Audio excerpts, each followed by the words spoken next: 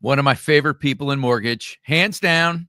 Forget about it. Brian Vieaux, my man. I finally made it to the one-on-one. Oh my goodness, this has been long overdue. Well, you've got a big job now. I mean, you go from being president of one thing to president of another thing. And I congratulate you on the recent appointment as the president of MISMO. Thank you so much. And I'll be honest, Brian, I'm probably in a group of folks that don't know a ton about MISMO. It's my fault. It's not anything the NBA has done, but you being in that seat makes me want to learn about what it's all about and how I can get involved. Love it. I guess maybe we'll start before we do that about what you left, and that is FinLocker, where you made quite an impact on helping folks get nurtured into realizing the American dream. Why was the time right to leave FinLocker? What kind of hands do you leave it in? And then we'll get into MISMO. Yeah, I mean, is the time ever right? It's tough to leave something that you're passionate about, that you love, the people that you love. I mean, I joke, and it's not a joke. I have family there, and that's like a generic thing that people say, but I literally have like my blood there. My son is still at FinLocker. But yeah, FinLocker's in great hands. Collectively, we did a lot of great things to build a brand there and build a brand in an area of the business that very few people were focused on, because we were outside of the loan manufacturing process. Frankly, we were outside of the traditional top of funnel that most lenders think about, which is CRM. We were really kind of defining almost a new category. And we tried to do that at a time when you lenders, were up to your ears in refis during the pandemic. And so I'm proud of the product that was built there. I'm proud of the team that's there. I have no doubt that great things are continuing to come for FinLocker. And, I trust every day that they're in great hands. And so yeah, that helped make the time right, because I didn't feel like me exiting FinLocker was going to be painful for the company. And that's not an easy thing to do for a human, to kind of put your, kind of say, I'm not bigger than the company, but I the 30 plus people that I've been able to engage with there over 6 years, unbelievable heart, talent, and they're in a great spot. What did you learn about the nurturing process for the consumer? Like, what was something that you learned over time that you didn't realize when you first dove in? That it's dynamic. It's not one size fits all. Just like every loan is its own story, right? When we manufacture a loan and take it into underwriting, every consumer that's not yet ready to transact is its own story. And so, in our early days, we weren't as smart as we got, and we developed kind of this model that was rigid, assuming that if most of the consumers looked and sounded and felt like this, then this would work. And it just doesn't work that way. You end up with a product that people are excited about, they download and never use again. And the way the product has been engineered, it's dynamic to the consumer, and it's dynamic to their situation and their data. And so there's always a reason why a consumer will want to log back in and kind of check their status, if you will. Yeah. And of course, there's the roadblock of people wanting to transact or give information through an app. Yeah. Right. So when it comes to that, did you see enough to lead you to believe that this is how the lion's share of folks will transact when it comes to mortgage in years to come? Or is there always going to be this divide, and some people that are comfortable and some people that aren't?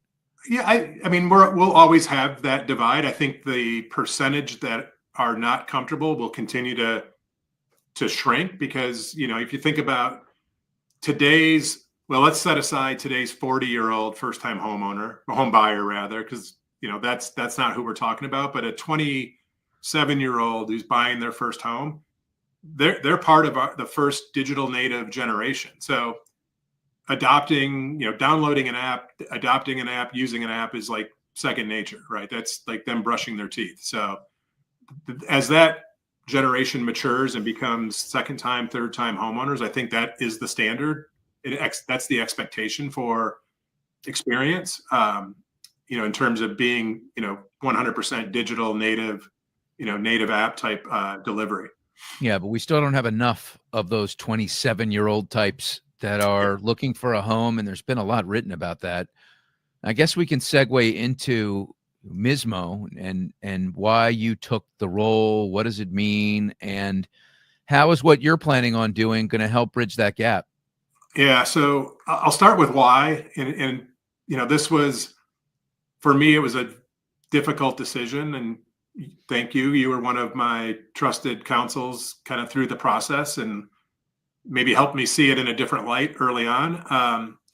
As I looked at my career, I had nearly 30 years as a lender, in the origination space proper, another 6 years on the dreaded, vendor side. I like to call it the partner side of the business. And while I've always been embraced advocacy from an industry perspective, I never sat like directly in that role. And as I kind of thought about the next chapter, which is likely going to be the longest, or not the longest, the last, maybe the longest, but the last chapter in my career, this is an opportunity to kind of round out, my industry experience by being in a position that can truly give back to the entire ecosystem, not just my customers at a technology company, not just my consumers as a lender, but the entire ecosystem that is housing finance. And that's not a lot of people get that opportunity. And I came to recognize that this opportunity with MISMO is actually pretty big. And I think we'll get into this. One of the reasons that I was most excited about it is because people like you open the show don't have a great awareness of what MISMO is. And I think that's truly the opportunity ahead. Yeah. So tell us, what the heck is MISMO, man? What's it stand for? Is that an acronym?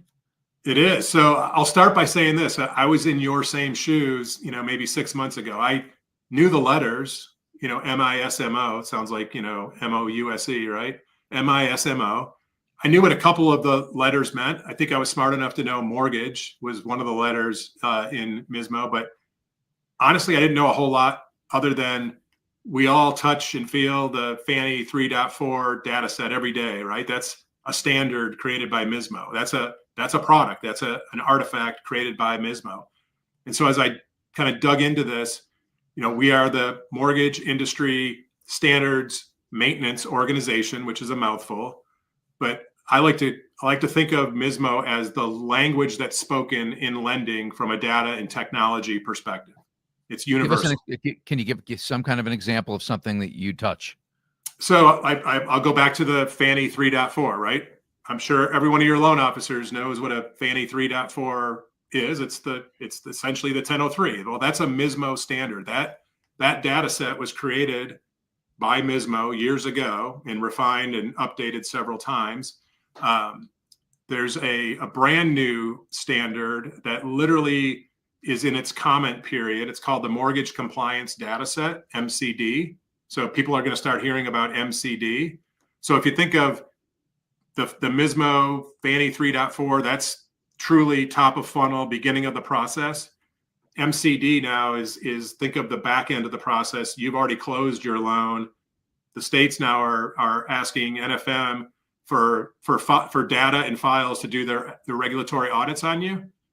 Today, every state potentially asks you for a slightly different set of data in order to select the loans that they're going to ultimately audit, right? The mortgage compliance data set that, again, we're in the middle of the comment period. So folks that are watching and listening, if you want to check it out, go to the MISMO website, mismo.org.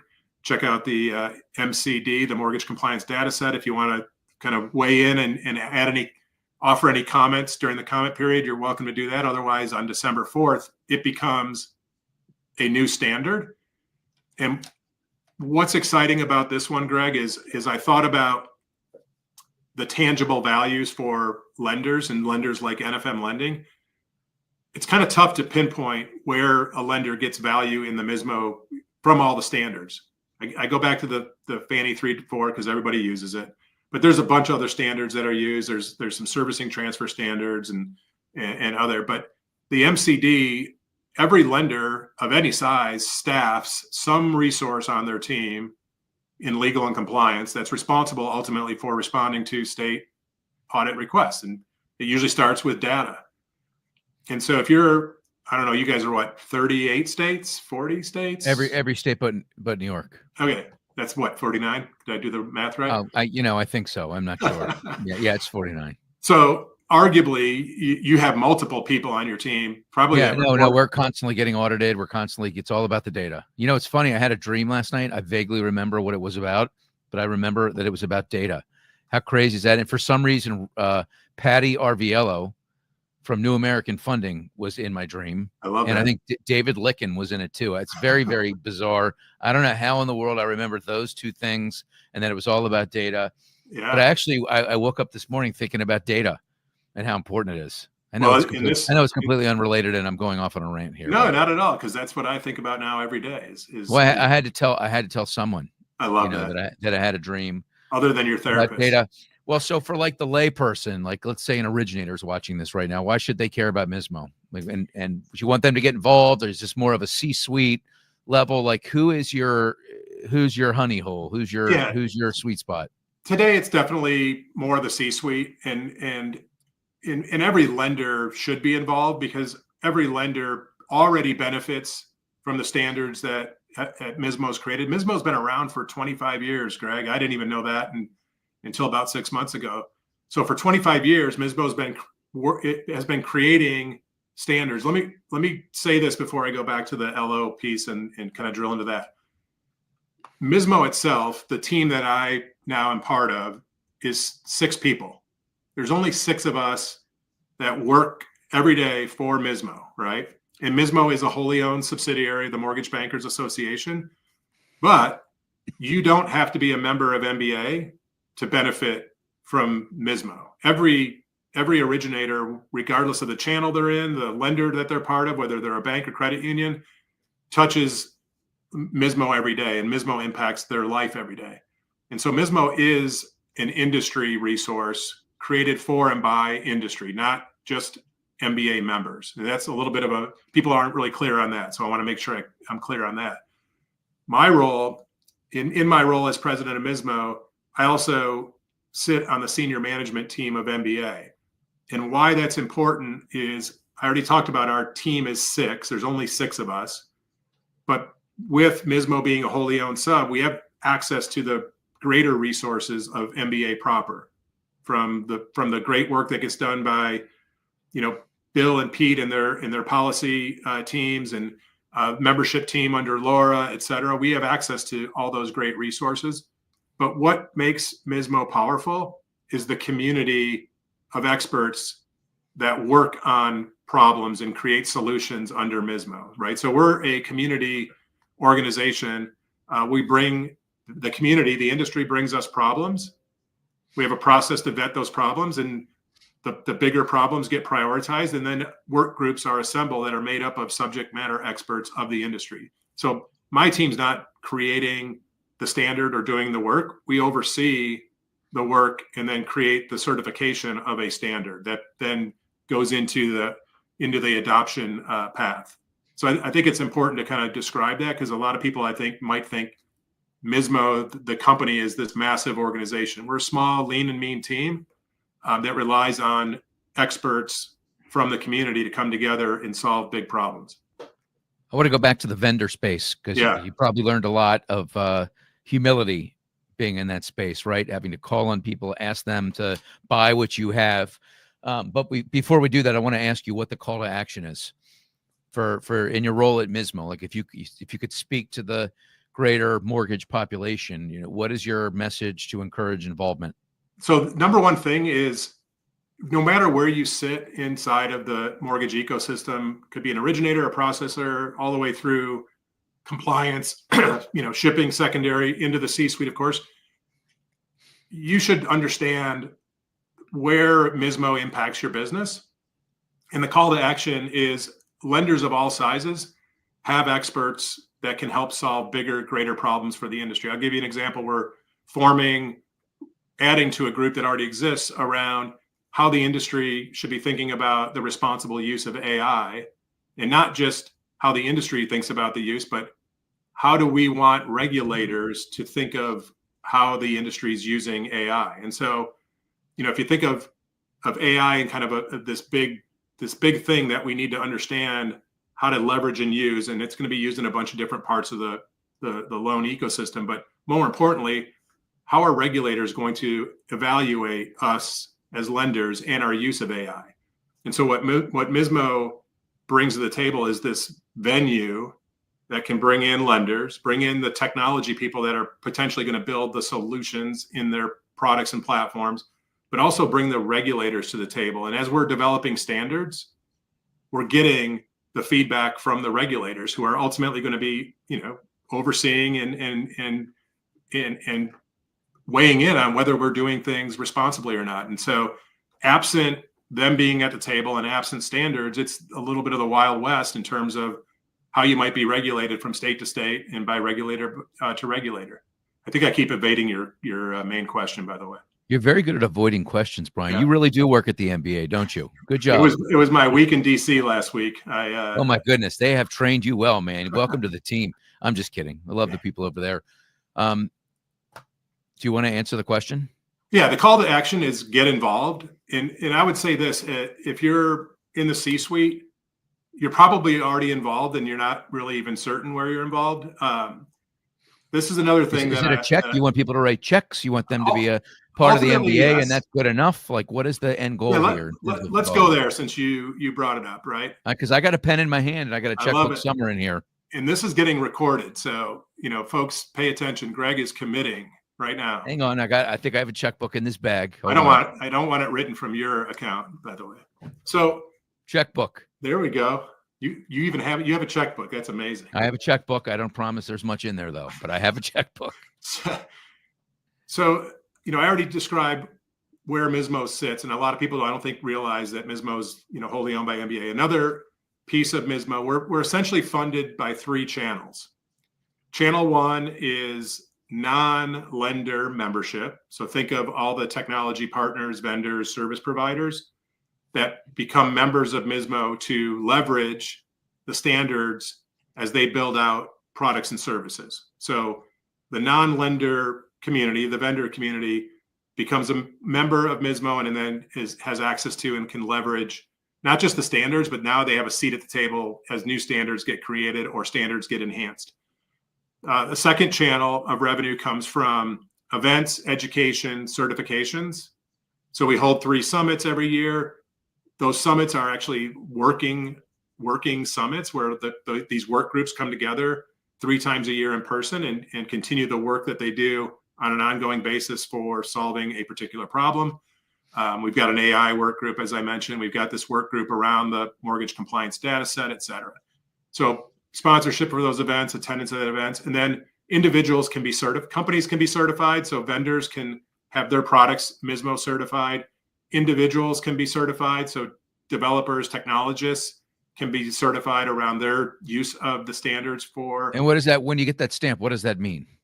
It tells their prospects, their clients, and other consumers of their products that the work that's being done is the data behind it, the standards behind it are compliant. They're part of a compliant data set. So and supported by the NBA and others, but yes, our board has we have an NBA member on the board. We have someone from Fannie, Freddie. So the board is well represented by lenders, vendors, GSEs.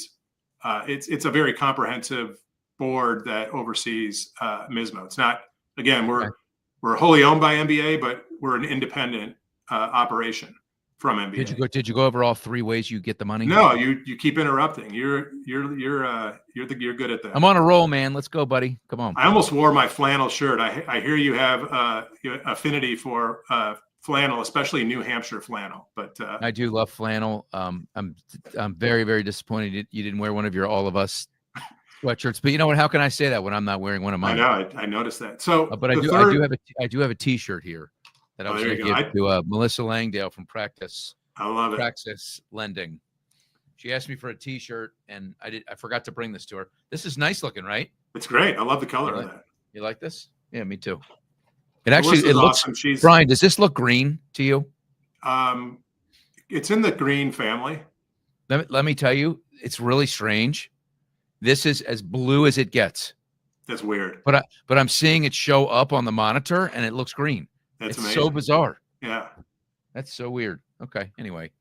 The third revenue channel is the Innovation Investment Fee, also known as IIF. In 2022, MISMO implemented the IIF. The IIF is a 75-cent per loan investment fee that lenders are invoiced annually on. So take all the total number of loans closed in a count, the total number of loans registered under MERS, because MERS is our partner in the tracking and then the invoicing for the IIF. So every lender is invoiced annually. I think it's in February for the prior year through their MERS invoice, but it's a separate invoice from MISMO at 75 cents per loan. So a very small amount that literally funds the work that serves all of us, hashtag all of us. And that the invoicing goes out in February. This is, again, another thing that I don't think everybody's aware of. The payment of the invoice is voluntary by the lender. And so, I view my role now going forward as being principally responsible of elevating the awareness of MISMO and all the great work that MISMO does, so that in February, when this invoice comes out, people are not just compelled to fund it, but understand the value that they're getting for the work that's being done on the industry's behalf through MISMO and these work groups. So those are the three channels of revenue for MISMO. And we're a nonprofit. And we run, like I said, we run lean and mean. There's only 6 of us on staff. So anybody that writes a check is able to write that off. Yeah. I'm not a tax advisor. I would advise. Yeah. You're like KP. You're not responsible for the losses, only your profits. Yes. You're very serious now in this new role. I'm seeing a very different side of you, because you're normally, you joke around a lot. You joked around a little bit, but this is like the new you. I think I'm trying to stay on point and not let you. Now, here's the thing. Now you're still allowed to be friends with me. It's I'm not sure how that works in my probationary period. There was something I signed. I'm probably, like everybody in that role, probably gets a mulligan friend, and I'm probably your mulligan. You're on the mulligan list. There's no question. No question. But I still love you, and I hope you'll still love me and everything like that. Of course. Hey, I encouraged you when you leaned on me. I said, "Man, this sounds like an unbelievable opportunity." So I'm glad you got it. The process of getting hired. I was talking the other day to Tim Rude, who was up for he was going to potentially be the president and CEO of the NBA back in 2017, 18, whatever. Right. He went on and on with me about how long it took and how many interviews he had to go through. Is it really that intricate and that involved, the process? It's not just like you walk into a room, smile, say all the right things, and get hired the next day. I don't know. I don't know how many people were considered. I don't know what the final vetting pool looked like. But yeah, it was a drawn out process. It was very thorough. And I will tell you that early on, I was fine with the timing, because I was doing my own vetting as well, as one should. But if you think about, MISMO's been around for 25 years. There's almost nearly 200 standards that have been created over 25 years that become the lifeblood of how data and technology kind of interplays, right? Or what the interoperability of that data and technology is to the industry. This is I'm saying this, and I'm not saying it from a place of ego. This is a job that they had to get right. And I think I'm an unconventional hire in a lot of ways for this role. If you look at the predecessors in this role, there was a lot of connection in DC, either to GSEs or even into the DC proper space from a regulatory perspective. And what I think one of the strong attributes that I bring to the role is my personal community You know, a little bit of a track record on building the awareness of a small fintech in FinLocker for the last 6 years. And I think for the time and place, we have people either in MBA or that are volunteers that are extremely well connected into DC. And so anytime we need to be wired in, we can be wired in. What I view my role as is leveling up the awareness, which will lead to more adoption of MISMO standards and better understanding of adoption. And then you'll hear this a lot in what I talk about. It's like the AAA effect. It's build awareness, through amplified awareness, drive up adoption, and then alignment. And alignment means a lot of things. It's alignment between lenders and their technology providers. It's alignment between lenders and servicers if we're talking about moving loans around. But most importantly, it's alignment with the regulators that are the GSEs and regulators at the end of the day. And so that really struck me as I went through this process, that each standard truly has alignment as a byproduct of the creation of the standard, because all those players are working together to create them. Oh, and you're the guy that gets along with everybody. So that's another thing, like having somebody like you who everybody loves,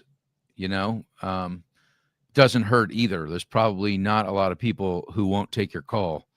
So, I mean, we're going to test that. I'm sure you are. No, the NBA did a great job. Plus, you're on social media, right? You came from the tech side, but you've been in the lending space at a bank with Flagstar for years. Yeah. Like, they really hit a grand slam home run. I appreciate that. And it makes me want to get involved. So before we wrap, let's go back to the vendor space, because like there are times where I'm sure you poured your heart and soul into presentations and thought that you were going to get a client, but it turns out at the end of the day, they made a decision that you didn't love and they decided to go to another place or not sign up with you.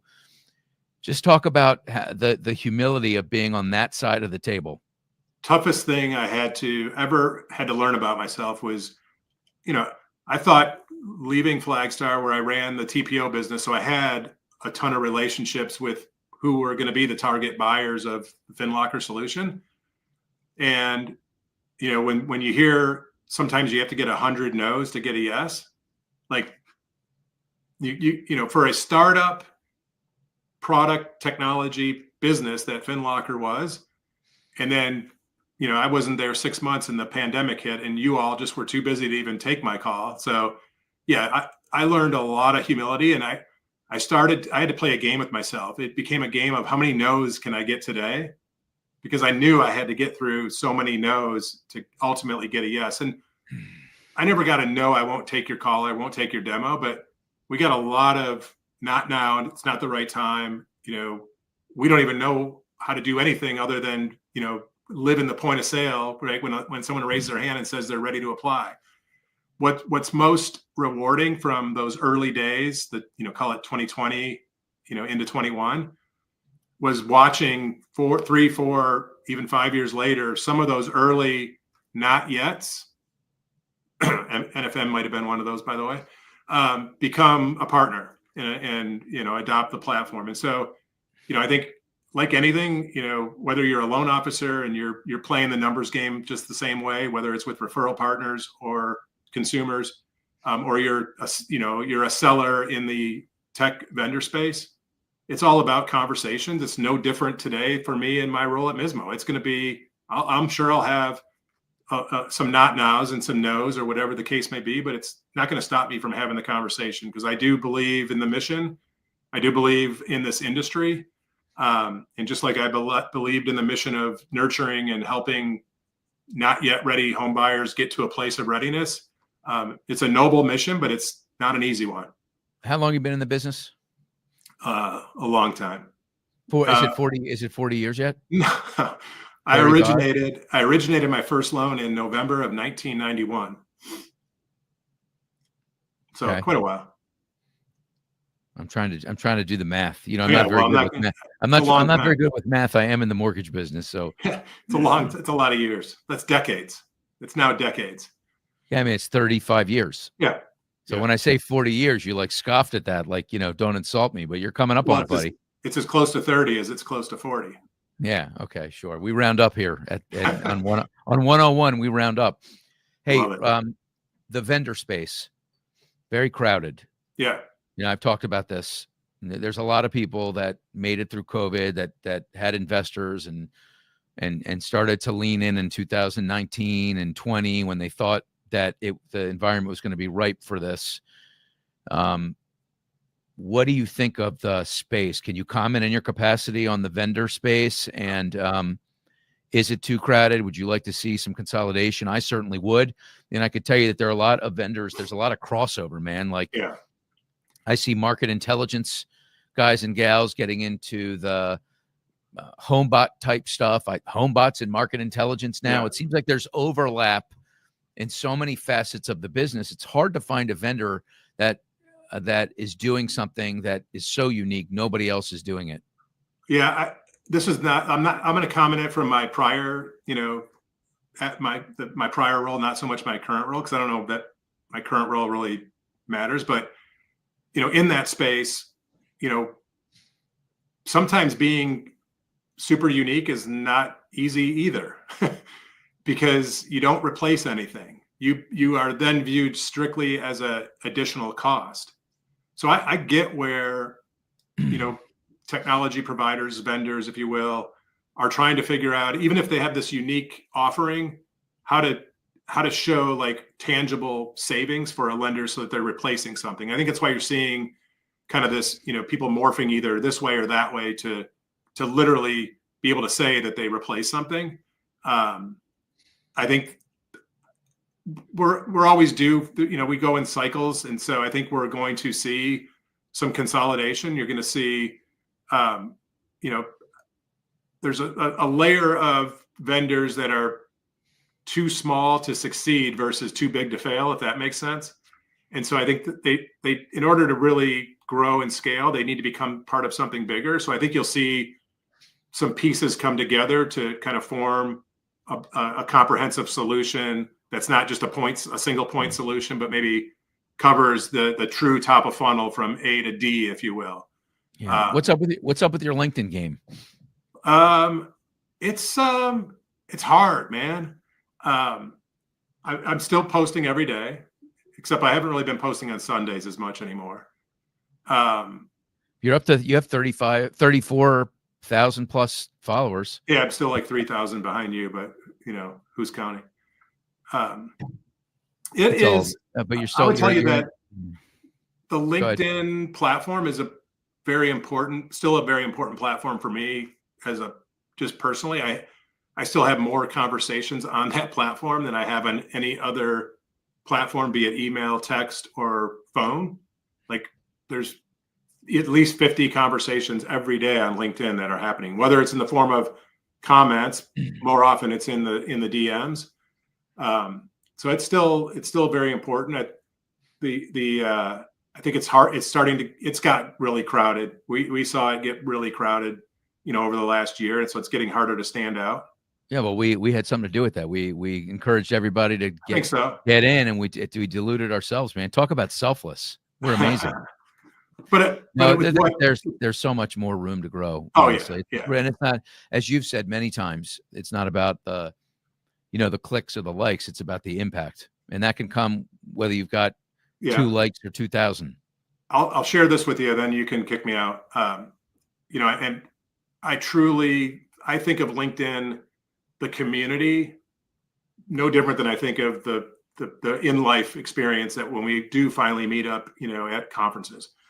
So as you know, and a lot of people know, our family went through some trauma here with our daughter a little over a month ago, and I was questioned why some people question why I kind of put what I did out there, but I knew I was making this move from FinLocker to MISMO, and I think it would have been more odd if all of a sudden I was absent and just quiet on LinkedIn, right? I don't know that would have been good. And I'll just tell you this, that the outpour from industry through that platform, and then it spilled into, MBA annual and real life and all that stuff. The relationships that get formed on LinkedIn and the conversations that happen on LinkedIn and these, screen to screen, you'll hear Kyle Draper talk about it all the time. We're humans. I can't tell. I see your face. It's, questionable Handsome. whether I want to see it. Yes, it's handsome. That's correct. Yeah. Did I read your mind? You did. But we're wired for engagement and interaction, and just the outpouring that I personally received from the industry at large. And then, not getting into all the details, how many people reach out just in private to share some things that they're going through. We're all going through stuff, and I think the lesson I learned from that experience, and in particular how kind of this industry rallied around me, was we got to set aside our own stuff. And I think about that situation. Thank God it's turned out the way it has, because everything's going really well with our daughter. But it's just changed how I think about interacting with people. And I'm hoping that through that process, somebody else might feel comfortable or compelled to share some of their story, because it may help somebody else. Well, we wish her continued good health. We all love the Views. Love your wife, Amy, who I got to know when I took you to the Kentucky Derby with me. That was a great experience. It was unbelievable. Yeah, never forget it. And I'll never forget you. You're one of my really good friends. So wish you all the best and look forward to getting involved in MISMO. Brian Vieaux, thank you for your time, my man. We'll talk soon. Thank you, sir. Enjoy your Monday, everyone. So long.